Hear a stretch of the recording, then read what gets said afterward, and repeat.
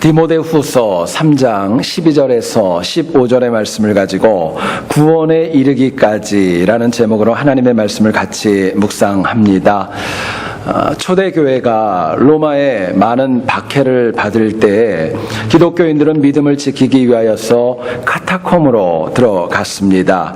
불과 10평도 되지 않는 좁은 공간에서 무려 400여 명이 모여서 하나님을 찬양하고 예배의 자리를 신실하게 지켜나갔습니다.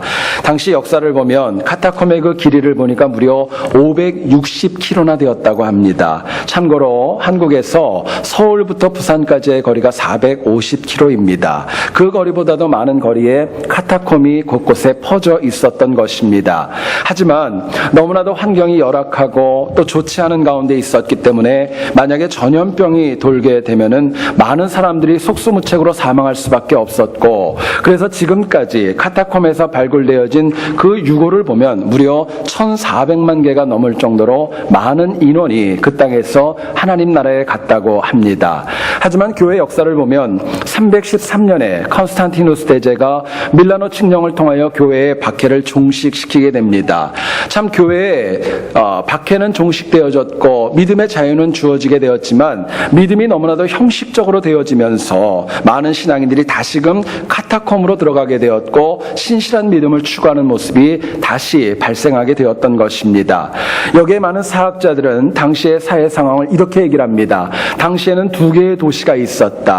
하나는 이 땅 가운데 화려하고 꿈이 있어 보이고 이 땅 가운데는 로마가 있었고, 또 하나는 비록 음습하고 어두운 가운데 있지만 하나님을 믿는 믿음과 신앙을 지키는 카타콤이 있었다라고 이야기를 합니다. 여러분, 역사는 카타콤을 통하여서 구원에 이르는 과정이 절대로 녹록지 않고 쉽지 않다는 것을 강하게 웅변합니다. 여러분, 구원은 세속적인 도시인 로마에서 나 하고 싶은 대로, 나 평안한 대로, 나 원하는 대로 살아가면서 받는 그런 것 아닙니다. 구원은 고난과 어려움이 있지만 하나님을 바라보면서 비록 카타콤이라 할지라도 내 믿음을 지키는 가운데 하나님이 주시는 은혜로 받는 것입니다. 야구의 격언 가운데 이런 말이 있습니다. 경기가 끝나야 끝난 것이고 끝나지 않았다면 아직 안 끝난 것이다 라는 말이 있습니다. 여러분, 이것은 인간이 절대로 놓치지 말아야 될 구원에도 동일하게 적용할 수 있습니다. 이 땅 가운데 내가 아무리 신실하게 잘 믿어도, 내가 많은 직분이 있고 오랫동안 내가 믿는다 할지라도 하나님 주시는 구원의 면류관을 받아야 구원받는 것입니다. 구원의 면류관을 받아야 구원받는 것이지, 만약에 내가 아직 구원의 면류관을 받지 않고 과정 중에 있다면 인간은 그 과정 가운데 넘어질 수도 있다는 위험성이 있는 것입니다. 그렇기 때문에 인간은 세상의 공격과 아픔과 낙담과 도전이 강하면 강할수록 구원의 면류관을 끝까지 받기 위하여서 내 믿음을 강하게 지키고 유지하는 헌신이 저희들에게 필요한 것입니다. 본문을 보면 바울은 그리스도 안에서 경건하게 살고자 하는 자에게 박해가 있다라고 저희들에게 말씀합니다. 박해라는 것, 여러분, 사람은 좋아하지 않습니다. 그런데 이 박해와 고난은 때로는 우리들의 믿음을 더욱더 성장하게 만드는 역할도 하지만 때로는 우리들의 믿음을 넘어뜨리게 하는 역할도 박해와 어려움을 통해 가지게 됩니다. 그런데 문제는 우리가 구원의 면류관을 받을 때까지는요, 이 땅을 살아가는 동안에는 많은 박해와 어려움과 기쁨과 감사의 조건들이 계속적으로 반복되어질 것이라는 데에 있습니다. 오늘 본문을 통하여서 우리가 구원에 이르기까지 구원의 면류관을 반드시 붙잡기 위해서 무엇을 알아야 되고 어떻게 살아가야 될까, 본문이 주는 메시지를 같이 한번 나누어 보기를 소원합니다. 첫 번째로 생각할 것은요, 구원에 이르기까지 이 땅 가운데는 박해가 더 극심해질 것이라는 것을 알고 살아가셔야 됩니다. 이 땅 가운데는 고난과 어려움이 이전보다 더 많아질 수 있는 가능성이 있다는 것, 저희들이 구원에 이르기까지 알고 살라는 도전입니다. 본문 12절과 13절을 한번 보시죠. 무릇 그리스도 예수 안에서 경건하게 살고자 하는 자는 박해를 받으리라. 악한 사람들과 속이는 자들은 더욱 악하여져서 속이기도 하고 속기도 하나니 말씀을 합니다.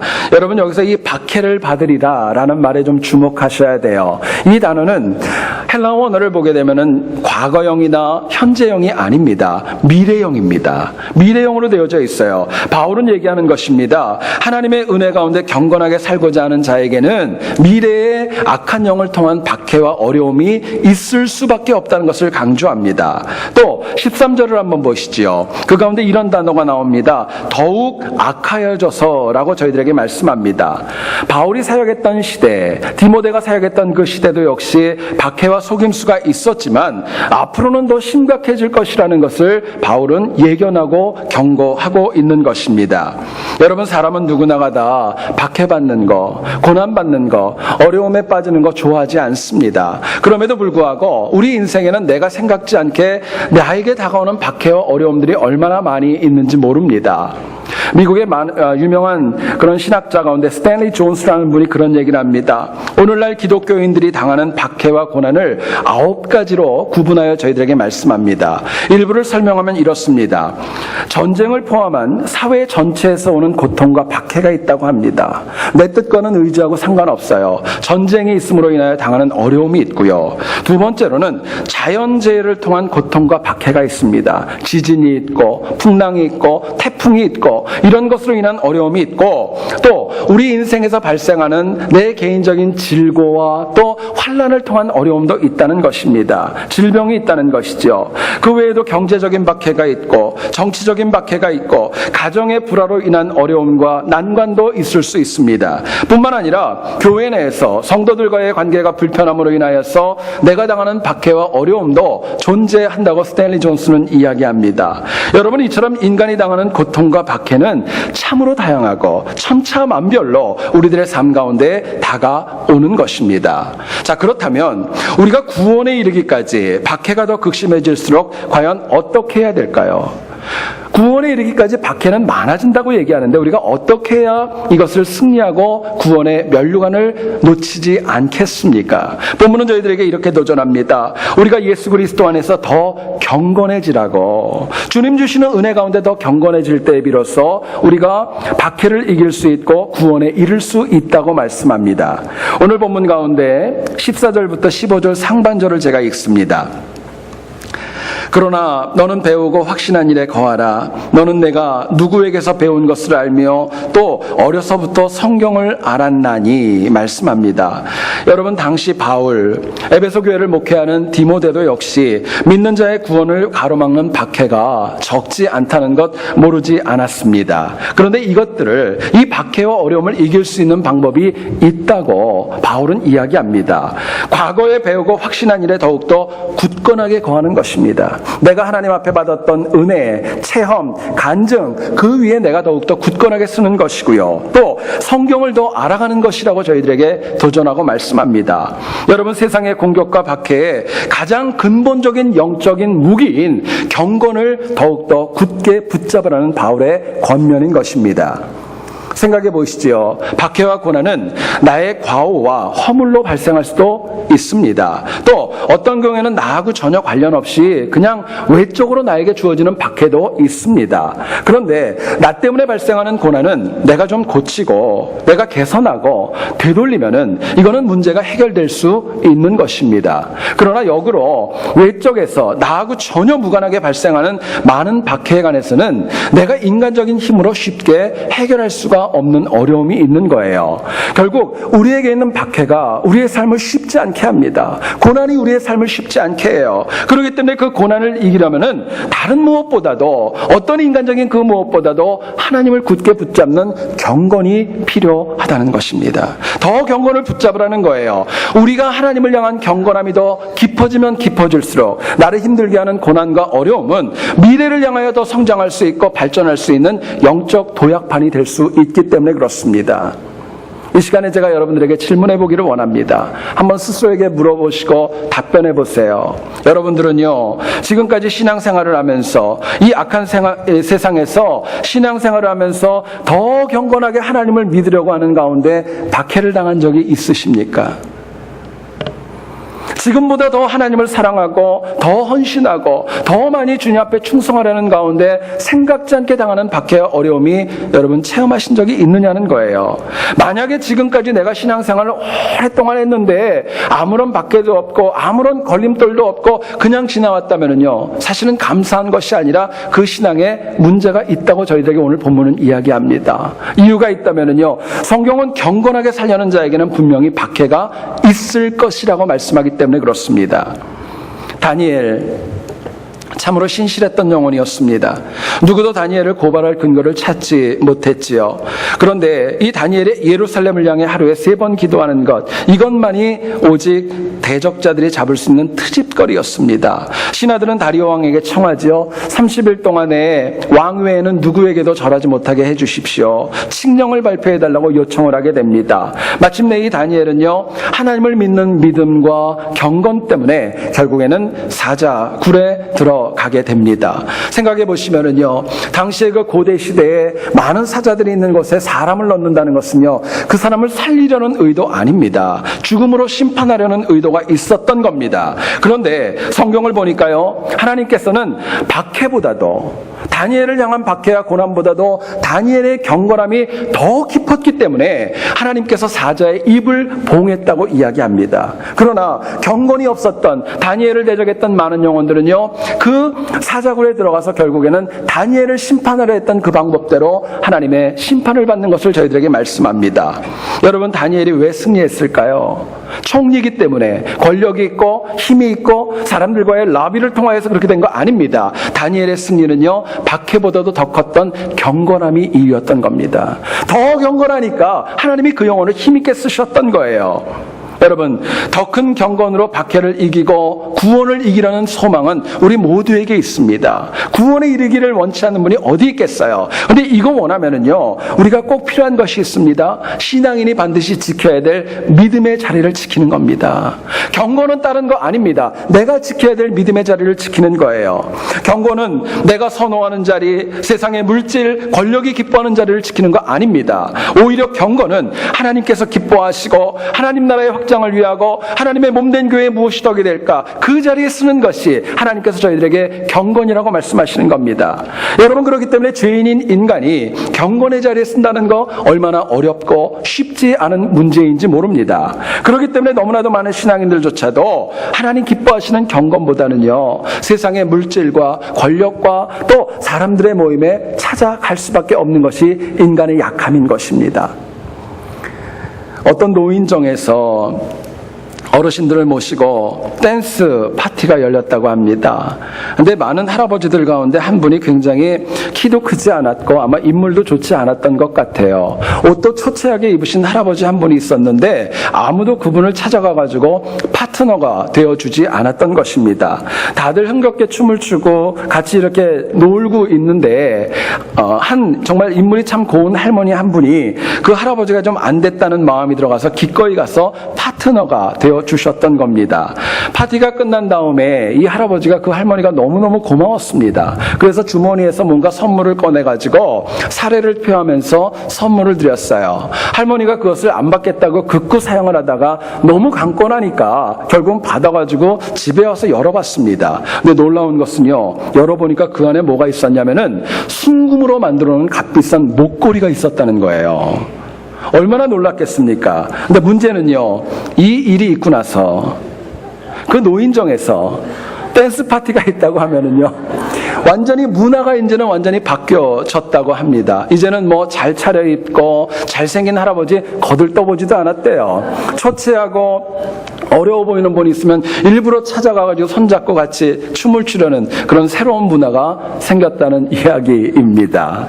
여러분, 경건은 추상적이지 않습니다. 경건은 구체적입니다. 실제적이에요. 결국 신앙인이 박해를 이기는 경건으로 살기를 원한다면 내가 서야 될 자리 쓰는 것입니다. 악한 자리 쓰지 않는 것입니다. 본문 13절을 보시죠. 악한 사람들과 속이는 자들은 더욱 악하여져서 속이기도 하고 속기도 하나니 라고 이야기합니다. 여기서 우리가 주목해야 될 단어가 있어요. 악한이라는 단어입니다. 헬라어 원어인 포네로스라는 단어는요, 타락했다, 진리에서 벗어났다, 그런 뜻을 가지고 있습니다. 결국 경건을 위해서라면요, 내가 하나님 주시는 진리에서 벗어나는 자리에 쓰지 말아야 된다는 것입니다. 나를 타락하도록 이끄는 자리가 있다면 피해야 된다는 것을 저희들에게 말씀하는 거예요. 여러분, 내가 가는 곳, 내가 만나는 모든 사람들, 내가 언급하고 생각하는 것, 심지어 먹고 마시는 것이 다 주님의 영광을 위하여서 이루어질 때 세상에 박해와 고난이 있지만 내가 경건으로 승리할 수 있고 구원에 이를 수 있다고 말씀하는 것입니다. 여러분, 이거 위해서 꼭 중요한 게 있어요. 내가 가는 곳, 내가 서는 그 자리, 그것이 과연 하나님 기뻐하는 자리인가, 하나님께서 원치 않는 자리인가, 바르게 분간하고 구별하는 지혜가 저희들에게 필요합니다. 성경을 보면 요셉이라는 인물을 여러분 잘 아실 겁니다. 17살의 노예로 팔렸고 25살에 애굽 보디발 장군의 집에 가정 총무로 일을 하게 되었죠. 성경은 일부러 그 얘기 안 해도 되는데 분명히 밝힙니다. 요셉의 인물이 좋았답니다. 헌칠했다고 얘기를 해요. 여기 이 보디발 아내가 여러분 아시는 대로 추파를 던지고 남편 몰래 동침할 것을 매번 강요했지만 요셉이 이것을 이긴 방법이 있었습니다. 종이었기 때문에 어떤 제재를 가할 수 없었고 오히려 같이 자리에 있는 것 아예 하지 않았던 것입니다. 있어야 될 자리 아예 피해버렸던 거예요. 신앙인답게 지킬 자리와 피할 자리를 구분함으로 인하여서 요셉은 악의 미혹을 이길 수 있었던 것입니다. 여러분, 지금 여러분들의 삶의 자리는 어디에 있습니까? 정말 구원을 이루고 하나님께서 보시기에 경건한 자리를, 몸된 교회를 위하고 하나님 기뻐하는 자리에 있습니까? 아니면 하나님 기뻐하지 않는 세속적인 자리에 많이 있습니까?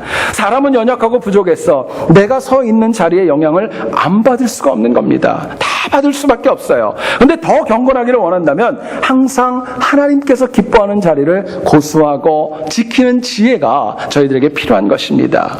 여러분, 하나님께서 기뻐하시는 경건의 자리에 내 삶의 중심과 발이 견고히 설 수 있기를 간절히 소원합니다.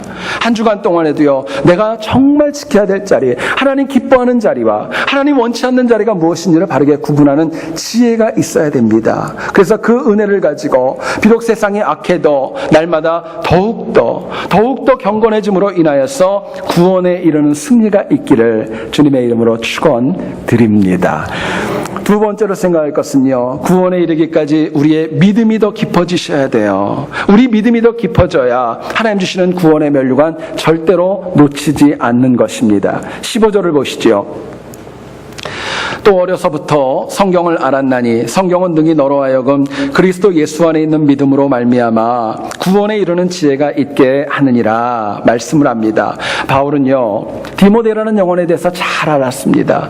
어려서부터 외조모와 어머니에게 믿음의 양육을 받았고 성경을 어려서부터 잘 알았다는 것 모르지 않았습니다. 그런데 오늘 본문을 기록할 당시를 보면 바울도 쉽지 않았고 디모데도 쉽지 않은 고난 가운데 있었습니다. 근데 디모데에게 얘기를 하면서 네가 어렸을 때 들었던 그 말씀을 가지고 이겨라, 그렇게 얘기하지 않았습니다. 오히려 이전보다 더 깊어진 믿음, 이전보다 더 깊어진 경건, 이전보다 더 깊어진 성경 지식을 가지고 지금의 아픔과 어려움을 이겨나가라고 말씀하는 것입니다. 여러분, 구원 우리의 소망이고 사실 우리가 절대로 놓치지 말아야 될 하나님이 우리에게 주시는 은혜이자 선물입니다. 구원은요, 절대로 내가 잘한 것, 선행과 노력으로 받는 것 아닙니다. 믿음으로 받는 것입니다. 하나님의 선물입니다. 은혜라고 얘기를 해요. 그렇기 때문에 에베소 2장 8절은 저희들에게 이렇게 얘기를 합니다. 너희는 그 은혜에 의하여 믿음으로 말미암아 구원을 받았으니 이것은 너희에게서 난 것이 아니요 하나님의 선물이라 저희들에게 말씀합니다. 여러분, 하나님의 선물인 구원, 우리의 믿음이 더욱더 깊어져야 확실해지는 것입니다. 내 믿음이 더 깊어져야 그것이 공고해지고 흔들리지 않는 거예요. 아무리 독생자 예수 그리스도를 주시고 천지를 만드신 하나님께서 우리에게 아무리 많은 은혜를 주신다 할지라도 내가 그 주신 믿음과 은혜와 선물을 잃어버린다면, 내가 수용하지 않는다면 그것은 내 얘기가 아니라 남의 이야기가 되는 것입니다. 여러분, 많은 분들은 얘기를 하죠. 세상에서 발전하지 못하고 그 자리를 답습하고 정치하는 것, 그것은 후퇴라고 얘기를 합니다. 많은 분들이 노력하고 공부하고 미래를 위해 준비하는 이유가 있다면 더 깊어지고 더 나아지고 더 발전하기를 원하는 마음이 있기 때문입니다.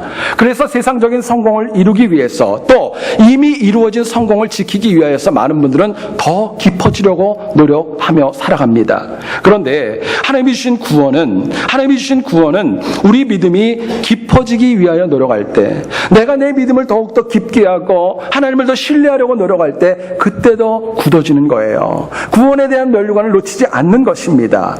자, 그렇다면 우리가 구원에 이르기까지 어떻게 해야 우리의 믿음이 더 깊어질까요? 여러분들 가운데 나는 믿음이 좀 더 나빠졌으면 좋겠어요. 그런 분은 없을 거예요. 어떻게 하면 내 믿음이 더 좋아지고 더 깊어지고 더 신실해질까 묻게 됩니다. 본문은 저희들에게 말씀합니다. 우리가 하나님의 말씀인 성경을 반드시 알아야 된다고 얘기를 합니다.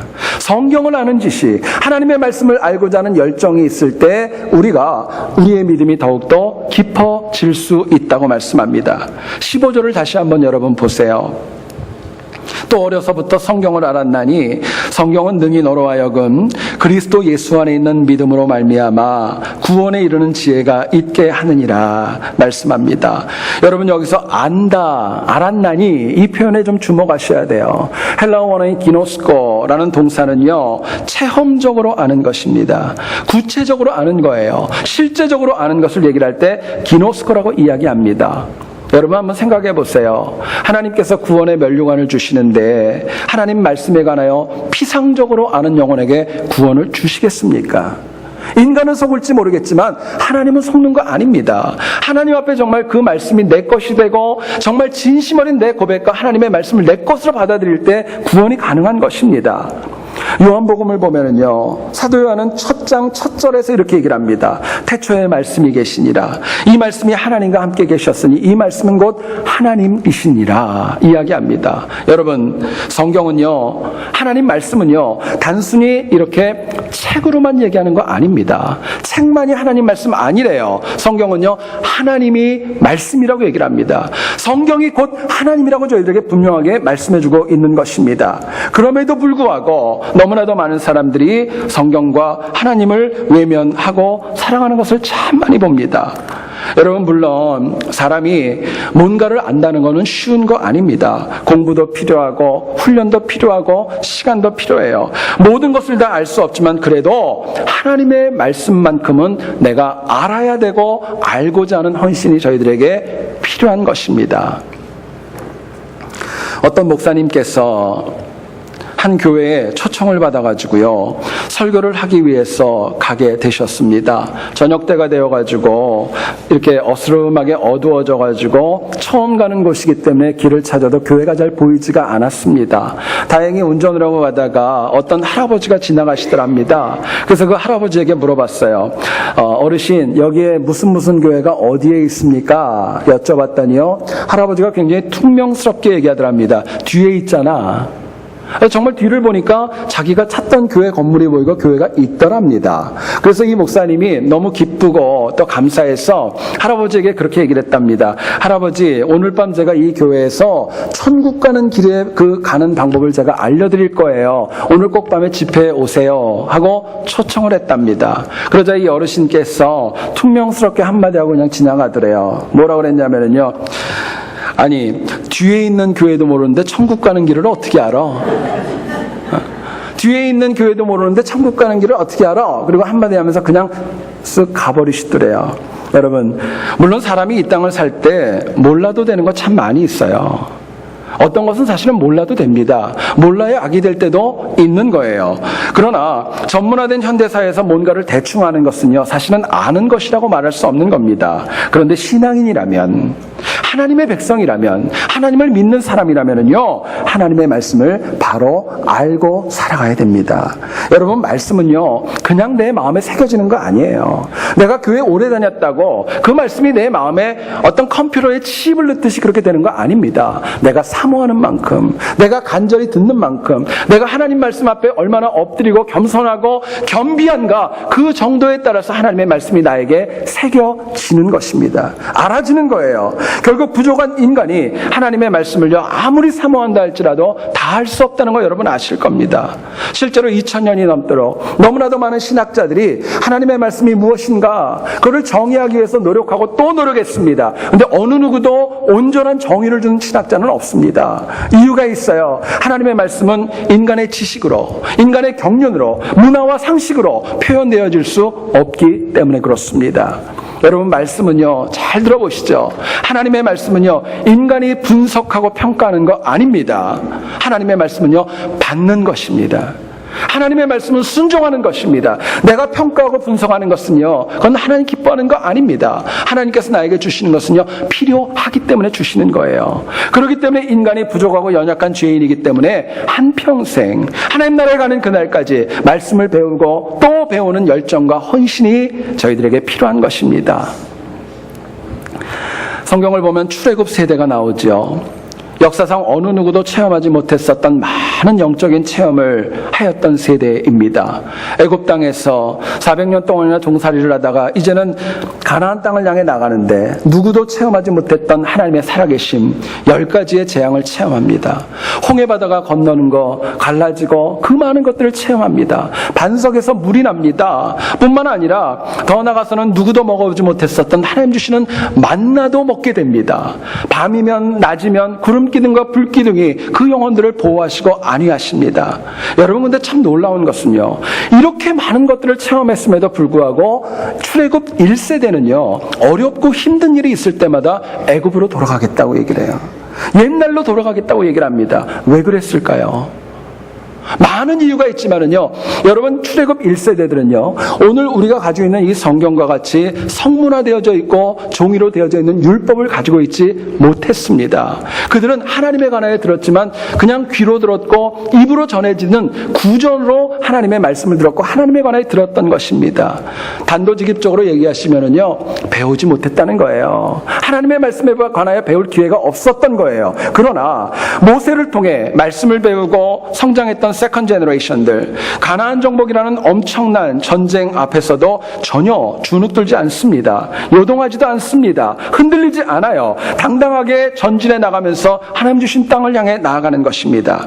생각해 보시죠. 똑같은 광야 생활을 했습니다. 똑같은 리더를 통해 하나님의 말씀을 듣고 똑같이 생활을 했어요. 그런데 왜 이렇게 1세대와 2세대가 달랐을까요? 가장 큰 이유는 딴 거 아닙니다. 하나님의 말씀을 배웠는가 배우지 않았는가에 따라서 그들의 삶의 태도가 바뀔 수밖에 없었던 것입니다. 여러분, 더 중요한 것이 있습니다. 말씀을 배운다는 것만 중요한 거 아닙니다. 어떤 태도로 배워야 되는가? 어떤 태도로 배워야 되는가가 가장 중요하고 가장 핵심적인 질문입니다. 지난주에 책을 보다가 한국의 대표적인 성서 신학자 중에 하나인 박윤선 목사님의 이야기를 보게 되었습니다. 그분에 관한 아름다운 일화를 소개합니다. 이 박윤선 목사님은요, 성경 주석을 썼고 또 신학교에서 많은 강의를 하셨기 때문에 목회자들 가운데 제자들이 참 많이 있었다고 합니다. 근데 한 번은 이 목사님께서 가정 예배를 드리기를 원하셨는데 당신이 직접 인도를 해도 되지만 자기의 제자를 일부러 부르셨답니다. 그래서 불러가지고 하나님 말씀을 좀 전해달라고 요청을 했대요. 그래서 그분이, 제자가 영광스럽게도 선생님의 말을 듣고 박 목사님의 집에 와서 예배를 드리게 되었습니다. 중요한 것은요, 박 목사님께서 말씀을 듣는 태도입니다. 목사님께서 자신이 먼저 가장 낮은 자리에 무릎을 꿇고 앉아서 이렇게 얘기했답니다. 목사님, 하나님의 말씀을 선포해 주십시오. 우리가 듣겠습니다. 목사님, 하나님의 말씀을 선포해 주십시오. 우리가 듣겠습니다. 여러분, 개인적으로 그 책을 보면서 참 많은 은혜가 되었습니다. 여러분, 이것이 성경을 알고 배우려는 자세입니다. 인간이 죄인이지만 하나님 앞에서 박 목사님처럼 겸비하면, 낮아지면 성령 하나님의 깨우치심이 있습니다. 가르쳐 주심이 있는 거예요. 생각나게 하시는 은혜가 있는 것입니다. 꼭 잊지 마셔야 될 것은요, 신학적인 지식을 가진 영혼보다, 직분이 있는 영혼보다, 오래 믿은 영혼보다, 비록 오래되지 않아도 겸비함으로 하나님의 말씀을 듣고자 하는 영혼에게 하나님 은혜 주십니다. 그게 진짜 은혜예요. 성경 앞에 무릎을 꿇고 사모함으로 듣고자 하는 영혼에게 하나님께서 영의 양식을 풍성히 공급하시고 하나님 주시는 면류관을, 구원의 면류관을 놓치지 않도록 이끌어 가시는 것입니다. 여러분, 이민자로 이 땅을 살아가면서 참 많이 바쁘시죠? 해야 될 것도 많이 있으시고 만나야 될 분들도 많이 있으시고 한 주일이 얼마나 빨리 갑니까? 그러나 그럼에도 불구하고 어쩌면 그렇기 때문에, 바쁘기 때문에 더 하나님의 말씀을 배우는 결단이 저희들에게 필요합니다. 여러분, 제가 여러분들에게 정말 간곡하게 부탁드립니다. 하나님 나라에 가는 그날까지, 하나님 나라에 가는 그날까지 교회에서 열려지고 또 내 주변에 있는 성경 공부가 있다면요, 한 주에 한 프로그램은 꼭 참석하세요. 하나님 말씀 듣기 위해서, 하나님 앞에 엎드리기 위해서, 은혜 받기 위하여서 성경 공부 프로그램 참여하는 지혜와 결단이 저희들에게 필요한 것입니다. 여러분, 일주일이 168시간이에요. 주일날 예배 오셔서 30분 말씀을 듣고 세상에 나가서 악하고 패역한 세상에서 어떻게 30분 들은 말씀 가지고 세상에 승리할 수 있겠습니까? 쉽지 않은 겁니다. 물론 개인적인 묵상, 말씀을 읽고 들음도 너무너무 중요하지만 사실은 이게 다 되는 거 아닙니다. 간절히 원하는 것은요, 교회에서 전개되어지는 규칙적인 성경 공부들 여러분 열심히 참여하셔야 됩니다. 많은 것들이 아닙니다. 하나만이라도 참석하셔서 주님의 음성을 듣고 도전받는 지혜가 저희들에게 필요한 것입니다. 여러분, 우리가 규칙적으로 레귤러하게 하나님의 말씀을 공급받고 배워야 될 이유가 있습니다. 다른 거 아니에요. 내가 살아야 되기 때문에 그렇습니다. 내가 영적으로 살아야 되기 때문에 말씀 공급이 필요한 것입니다. 여러분, 내가 살아야 내 가족이 살아나는 거예요. 내가 살아야 내가 속한 직장과 사업터가 살아나는 것입니다. 내가 살아야 교회가 살고, 내가 살아야 내 주변이 복음으로 살아나는 것입니다. 여러분, 육체적으로 내가 호흡하고 내가 육체적으로 이것저것 내가 원하는 거 다 간다고 그게 살아있는 거 아닙니다. 하나님은 저희들에게 말씀합니다. 영적으로 살아있어야 그게 진짜 살아있는 것이라고. 그래야 하나님 기뻐하는 구원에 이르는 면류관 놓치지 않는다고 저희들에게 말씀합니다. 여러분, 간절히 원하는 것은요, 평생 동안, 정말 평생 동안 규칙적으로 하나님의 말씀을 배워서 우리의 믿음이 더 깊어짐으로 인하여 구원의 면류관 놓치지 않는 우리 모두 될 수 있기를 다시 한번 주님의 이름으로 축원드립니다. 바울은 로마서 6장 22절에 이렇게 얘기를 합니다. 그러나 이제는 너희가 죄로부터 해방되고 하나님께 종이 되어 거룩함에 이르는 열매를 맺었으니 그 마지막은 영생이라 이야기합니다. 여러분, 영생을 취하라는 거예요. 마지막에 하나님 주시는 구원, 그 영생, 그 영원한 생명을 놓치지 말고 취하라고 말씀하십니다. 여러분, 이 땅에서 내가 아무리 화려하게 산다 할지라도, 아무리 많이 배우고 아무리 많은 것을 만들고 누리고 모든 것들을 한다 할지라도 하나님 주시는 구원을 잃어버린다면 내 인생은 성공한 거 아닙니다. 실패한 거예요. 그렇기 때문에 구원에 이르기까지, 면류관을 얻기까지 지켜야 될 것을 저희들에게 말씀합니다. 여러분, 우리가 날마다 더 경건해져서 악한 세상 박해 이길 수 있기를 소원합니다. 말씀을 날마다 배워가며 그 믿음이 더욱더 깊어질 수 있기를 소원합니다. 그래서 여기 있는 우리 중 정말 한 명도 빠짐없이 훗날 하나님 나라에서 함께 하나님을 찬양하는 우리 모두 될 수 있기를 다시 한번 주님의 이름으로 축원드립니다. 기도하겠습니다. 거룩하신 하나님 아버지,